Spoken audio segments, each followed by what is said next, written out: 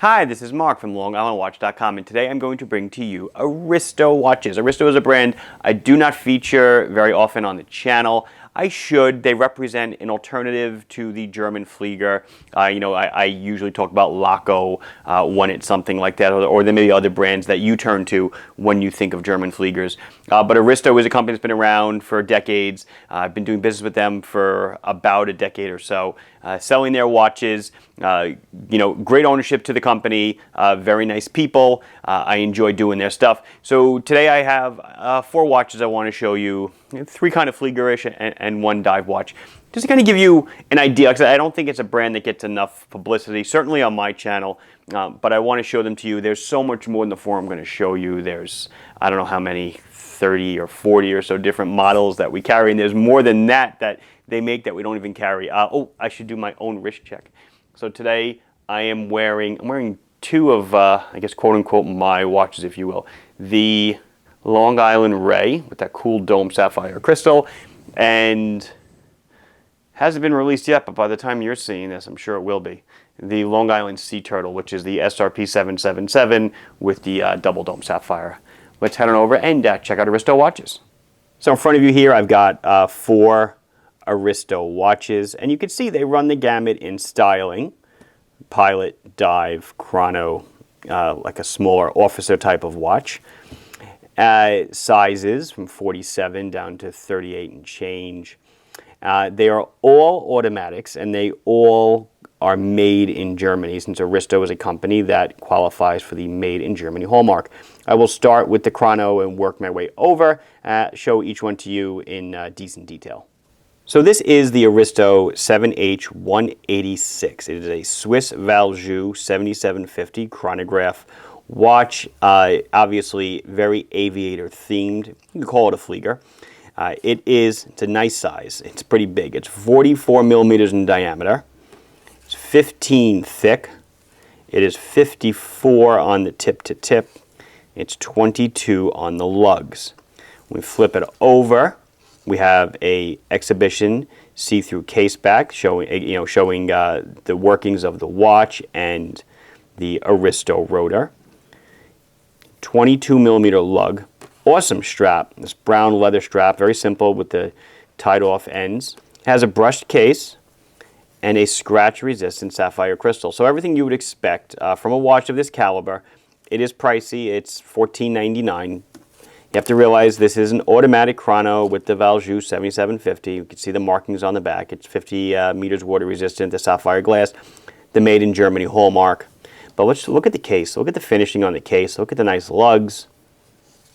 Check out the crown, the diamond cut crown. The pushers, I love. Those nice big oval pushers. And such a departure from, usually what you see is the round pusher. So it's a Valjoux 7750, which means it's a mechanical chrono. So you have to press this to get the chrono hand rolling. And it has a 30-minute elapsed timer and then 12-hour totalizer at the bottom. Running seconds is at the left. Stop it with the same button. Reset it with the bottom button. Of course, it has day and date. It is not a screw-down crown. Setting the time is easy. Setting the day and date, also easy. The hands on the watch, actually, I love the hands on the watch. There's no border. It's all lume, and it's warm. It's a vintagey, warm color. It's not stark white. It's a little bit yellowish, and it matches the numbers themselves. We'll zoom in, and then we'll do a glow shot, and you'll see how well the watch performs in low light. But there is the dial. Simple, right? Simple, plain Flieger dial like it's supposed to be. I love the color scheme that they gave the watch, like I said, with those darkened hands for the lume. Aviator's triangle. Let's shut out the lights and see how she looks at night.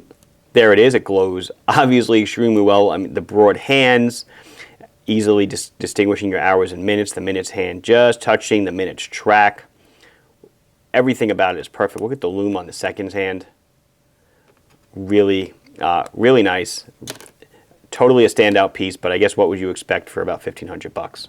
So the next one up is the 4H11 TU4 flight watch with a mesh bracelet. This might be, I think this is the watch that I've carried the longest out of the entire lineup. I've had this one It's been in the rotation for the website rotation for years now, and for very good reason. Let's go over the specs. So it's run by an ETA 2824 movement, which is your hand winding hacking movement. You saw me unscrew the crown, but let's talk about the size first. I'm sorry, I got ahead of myself. I was too excited. 38.5 millimeters in diameter. So there's that magic number that so many of you have been asking for. 11 millimeters thick. It's about 45-ish on the tip to tip. And it is a 20 millimeter lug, 50 meters water resistant, and there is the exhibition case back so you can see the movement. Like I said, in this version, it's an ETA 2824. It does come on this mesh bracelet, which I think is such a nice complement to it. Beautiful clasp. And you notice curved end links, not curved to the point where they hug the watch, but curved just enough to kind of give it a little visual interest. I do like that they did that. It's not just a straight bar. As I was saying before, it's an ETA, so 2824, so it hand winds, it hacks. When I pull the crown at the time, the second hand stops. And obviously to change the date, it's one click and, one click and I'm not out. There we go. It's one click and rotate. There it goes. I'm never sure if it's clockwise or counterclockwise. So, all just so you guys know, watches are different movements are different. One direction does date, one direction doesn't. That's why a lot of times you'll see me fiddling to see which direction does something. Push down and turn. I like that it's a screw down crown, even though it's only 50 meters water resistant. It still gives you a little extra security. It does, like I said, come on a nice mesh Milanese bracelet, and it just pops with the entire watch. And coupled with the fact that it's 38.5 millimeters. Totally awesome. $4.99 for this Swiss-made masterpiece. And let's do the lights again, just so you see the lume. There you go. Again, nothing, nothing to knock here. It looks great. Very readable in low light, of course. So moving on, we come to the diver of the group, if you will. This is the Maritime Swiss automatic watch with the polished case, and again on the bracelet with the curved end links.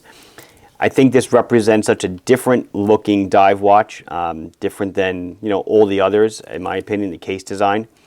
Just really nice looking, really striking. It still runs on an ETA 2824 like the last one. The polished case is 42 millimeters in diameter, 12.5 thick, 47 on the tip to tip. It shares the same lug. It's a 20 millimeter lug, just like the last one was.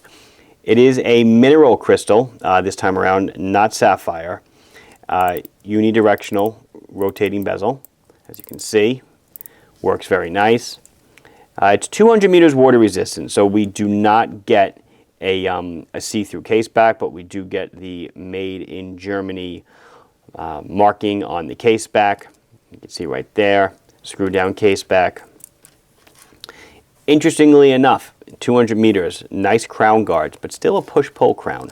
Not something I would have actually expected, but I've seen watches, Zeno made or makes one 300 meters without a screw down. You don't need screw down to ensure water resistance. Obviously, you need screw down to ensure against accidental deploying it accidentally. That's the major issue with something like this. There are nice crown guards. Obviously, the crown does not stick out past the guards, so you probably won't pop it. He does light up, of course. You can see the lume here on the dot, on the hands, and on the markers. Just a plain dial diver from a company that makes flight watches. Maybe that's why the crown doesn't screw down. Price on this one is $549. So you're probably wondering why I saved this one for last. No particular reason. This is the 3H158 automatic pilot's watch with sunburst dial. This is the B dial. We also have it in the A dial, which is the cleaner layout. I love this watch. The blue is gorgeous. Unfortunately, it's a little bit too big for me. It's a 47 millimeter pilot. I wish they did like Laco and made them in the smaller sizes, but they do not. But it runs on an ETA 2824 like the other one, so we still have a great movement inside, hand winds and hacks again. I'm not going to show you all that. It is a 47 millimeter diameter watch, 13 thick, 51 on the tip to tip. So you will see the lugs are kind of squat, right?